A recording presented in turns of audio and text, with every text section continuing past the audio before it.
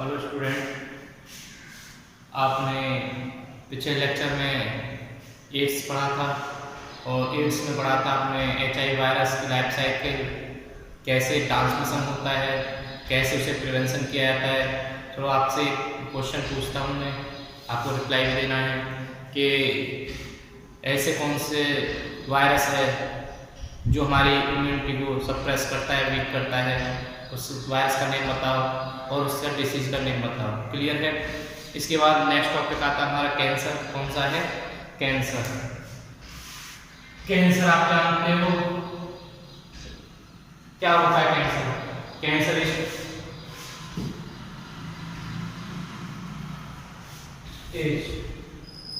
क्या फैक्टर है उसकी?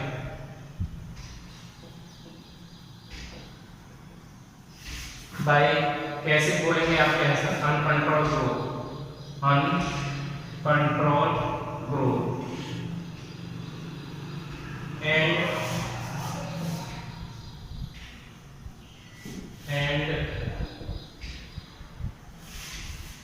division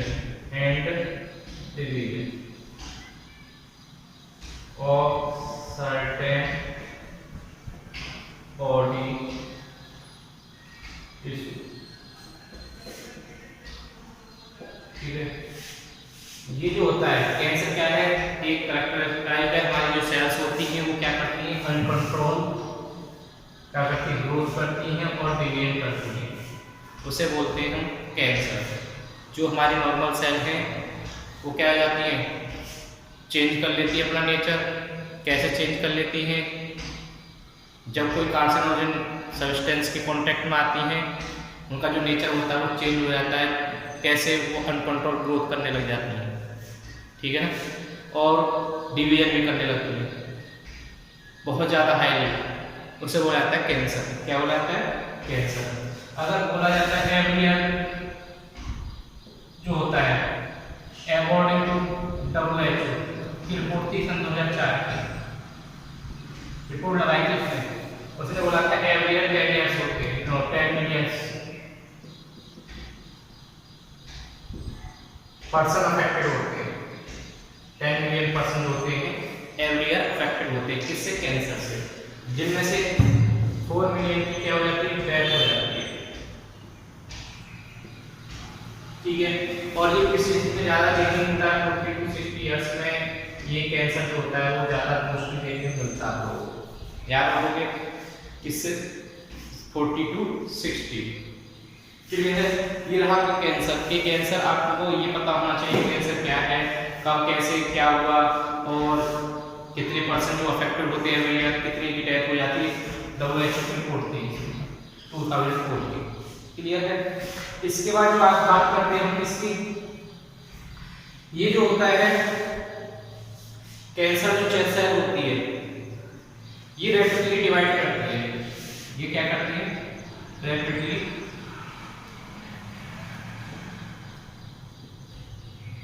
क्या करेंगे? डिवाइड करेंगे। डिवाइड करेंगे। जब ये रैपिडली डिवाइड करेंगे बहुत तेजी के साथ, बहुत जल्दी डिवाइड करती है, उसे इसलिए क्या बोला जाता है? कैंसर का कंडीशन आ जाती है। ठीक है, अगर हम एनसीईआरटी देखें, एनसीईआरटी में दे रखा है कि ये ड्रेडेबल डिसीज है। क्या है? Dreaded disease. ड्रेड डिसीज का मतलब जानते हो? कैंसर। कैंसर जो होता है ड्रेड डिसीज है। कौन? कैंसर। क्यों है? क्योंकि बहुत भयानक और इसकी जो होती है इतनी आसानी के साथ इसे कंट्रोल नहीं किया जा सकता। एक बार हो जाता है तो बहुत ही इसके सेवन के से बहुत ही भयानक स्थिति आ जाती है। ठीक है, इसलिए इसे ड्रेडेड क्या बोला जाता है? ड्रेडेड डिसीज बोला जाता है। अपना ड्रेडेड डिसीज बोला जाता है। और ये आपको बताएंगे कि ऑल ओवर वर्ल्ड में बहुत ज़्यादा डेथ होती है कैंसर के कारण। और आपने देखा होगा, अब सेलिब्रिटी भी ये देखे आपने, बहुत ज़्यादा जो सेलिब्रिटी हैं वो किसे कैंसर वाले केसेस में आते हैं और उनकी डेथ हो जाती है। ठीक है, अब ये कैसे बोलते हैं? जो हमारी सेल होती है, जो नॉर्मल सेल होती है, होता कैसे है? जो नॉर्मल सेल होती है वो नॉर्मल सेल क्या करती है? ऑन्कोजेनिक ट्रांसफॉर्मेशन कर लेती है, ऑन्कोजेनिक ट्रांसफॉर्मेशन कर लेती है, ऑन्कोजेनिक ट्रांसफॉर्मेशन कर लेती है। ठीक है, ये नॉर्मल सेल होती है ना, ऑन्कोजेनिक ट्रांसफॉर्मेशन कर लेती है, जिसलिए वो क्या हो जाती है, कैंसर सेल में बदल जाती है।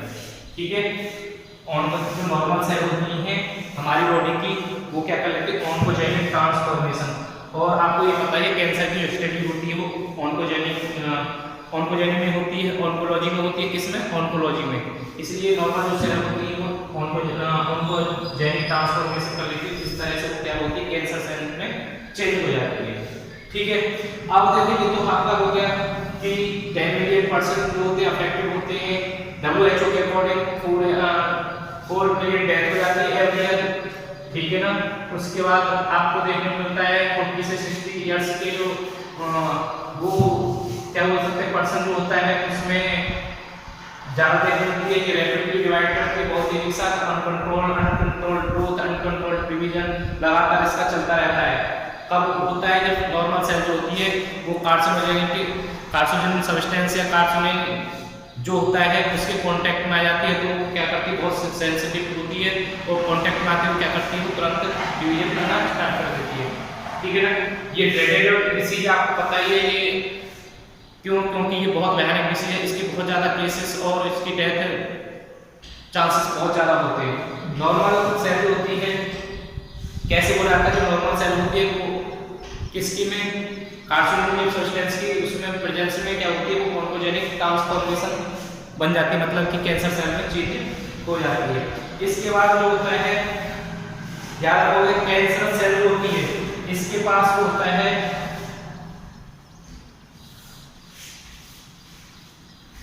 देखते हैं,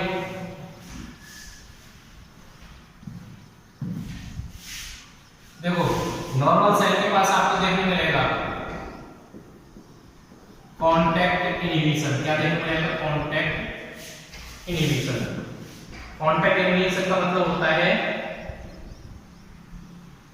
जब कोई नॉर्मल सेल अदर सेल के कांटेक्ट में आती है, जब कोई नॉर्मल सेल अदर सेल के कांटेक्ट में आती है तो वो क्या करती है, वो अपना ग्रोथ जो होती है वो क्या करती है, इनहिबिट हो जाती है, उसकी ग्रोथ क्या हो जाती है, इनहिबिट हो जाती है। इसलिए कांटेक्ट इनहिबिशन बोला जाता है नॉर्मल सेल को। क्यों बोला जाता है, क्योंकि वो जैसे ही अदर सेल के कांटेक्ट में आती है हमारी नॉर्मल सेल, तो वो क्या करती है, इनहिबिट कर जाती है ग्रोथ को लेके। ठीक है, लेकिन कैंसर सेल जो होती है, कौन सी, कैंसर सेल,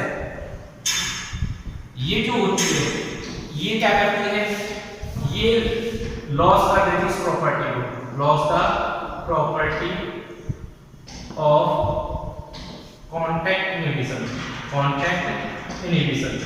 ये इसमें क्या हो जाता है, सिंपल है, जैसे ही कॉन्टैक्ट में आती है कैंसर सेल वो क्या करती है, डिवीजन स्टार्ट कर देती है, ग्रोथ करना स्टार्ट, ठीक है ना, अनकंट्रोल स्टार्ट हो जाता है। इसलिए ये लॉस कर देती है प्रॉपर्टी ऑन कैंसर सेल, जबकि हमारी नॉर्मल सेल जो होती है कॉन्टैक्ट इनहिबिशन देखा जाता है, और जबकि ये जो होती है ना कौन सी वाली, कैंसर सेल, ये कॉन्टैक्ट इनहिबिशन देखने को नहीं मिलता, क्योंकि ये लॉस कर देती है प्रॉपर्टी को। जैसे ये कॉन्टैक्ट में आएगा सेल की में या कार्सिनोजेनिक सब्सटेंस के कार्सिनोजेनिक की कॉन्टैक्ट में आए तो इसकी क्या होती है, अनकंट्रोल ग्रोथ और अनकंट्रोल डिवीजन स्टार्ट हो जाता है, लगातार डिवीजन होता रहता है।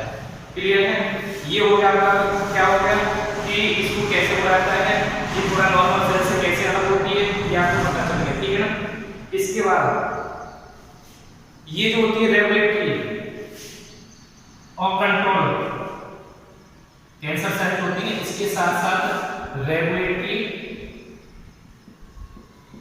एंड कंट्रोल मैकेनिज्म जो होता है उसको लॉस कर देती है, लॉस हो जाता है, इसमें क्या हो जाता है, लॉस हो जाता है, loss the regulatory and control mechanism. ये जो होता है रेगुलेशन वाला जो होता है ना कि उसकी रेगुलेशन करना कि ज्यादा ग्रोथ ना होने देना, कंट्रोल करके रखना, वो सारी चीज जो होती है उसकी लॉस हो जाती है, इसकी कैंसर सेल की। ठीक है, जबकि नॉर्मल सेल में क्या होता है, ये सब चीजें देखने को मिलती है, उसका मैकेनिज्म होता है जो होता है कंट्रोल होता है और रेगुलेटरी होता है, इसका नॉर्मल सेल। जैसे वो कैंसर सेल में आ जाती है तो वो क्या हो जाता है, उसकी लॉस हो जाती है वो प्रॉपर्टी, ठीक है ना, कुछ कहते हैं प्रॉपर्टी क्या होती है, लॉस हो जाती है। और ये वाला जो क्वेश्चन है मोस्टली इसमें पूछा जाता है, ये कॉन्टैक्ट इन्फॉर्मेशन वाला न्यूक्लियोटाइड पूछ लिया जाता है, ठीक है। इसके बाद ये जो होती है 2 टाइप्स की होती है, कैंसर सेल जो होती है कितने टाइप्स की होती है, 2 टाइप्स की। याद रखोगे कितने टाइप्स की होती है, 2 टाइप्स की।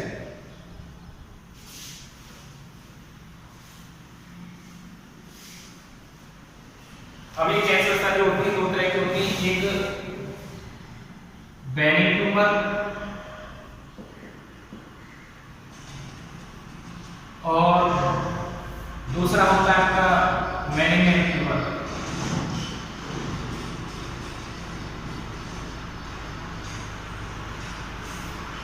याद रखोगे क्या होता है, बेनिन ट्यूमर और मैलिग्नेंट ट्यूमर।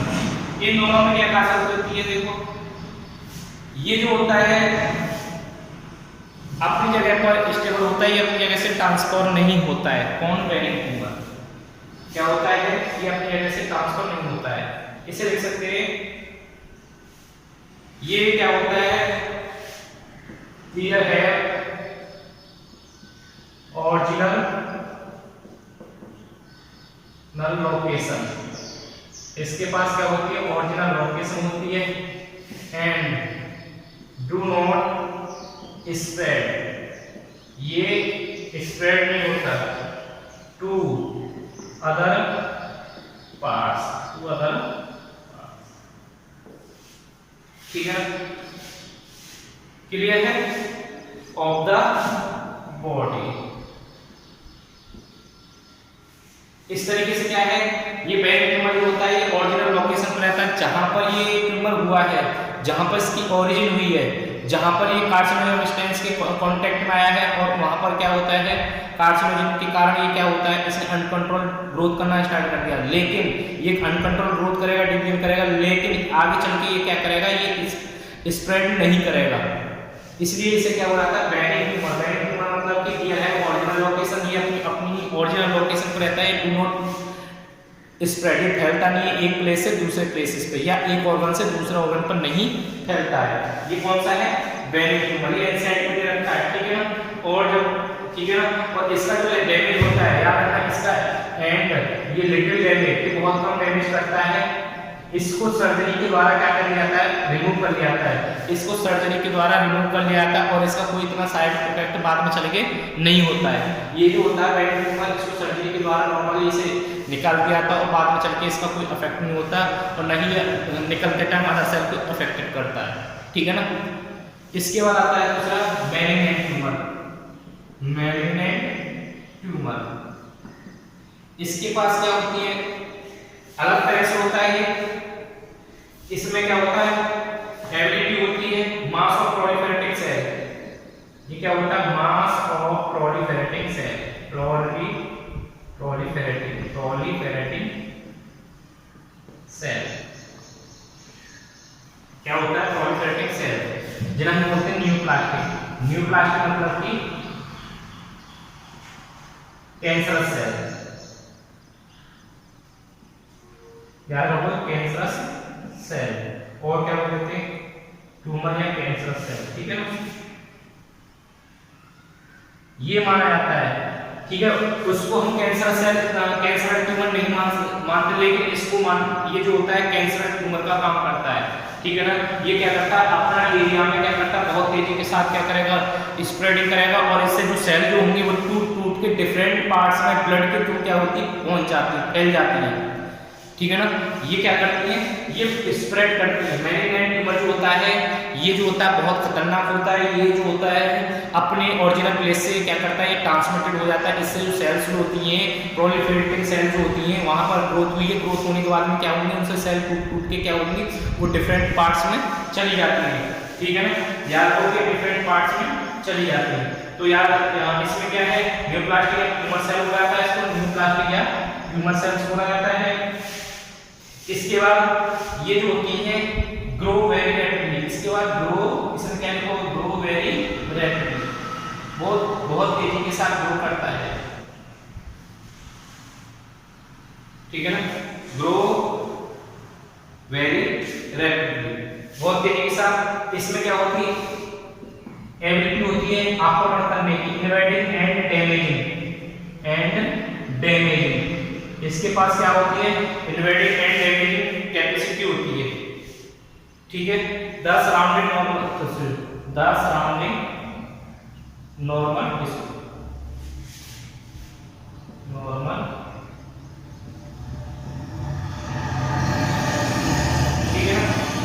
देखिए मैलिग्नेंट ट्यूमर क्या होता है, ये मास ऑफ प्रोलिफरेटिंग सेल्स होती है, बहुत तेजी के साथ प्रोलिफरेट मतलब डिवीजन करती है, बहुत तेजी के साथ अपना ट्यूमर बनाती है, जैसे न्यूप्लास्टिक सेल बनाता है सेल्स को या ट्यूमर सेल्स को बनाता है, ठीक है।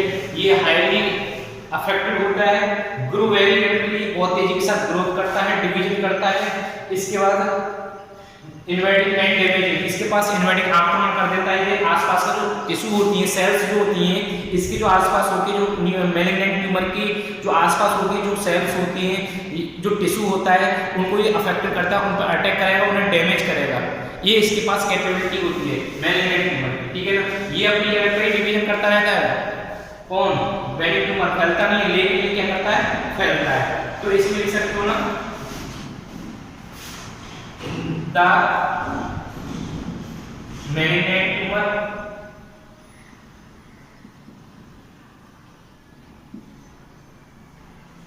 tumor